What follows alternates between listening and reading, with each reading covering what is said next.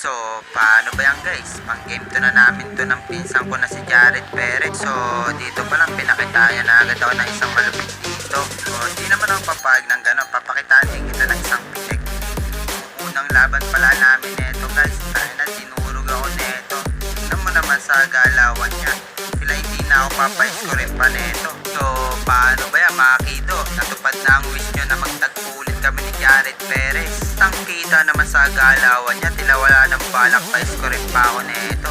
Ang lala pag ganon, so di naman ako papayag ng ganon. Siyempre ako naman, Natin ang music para malupit.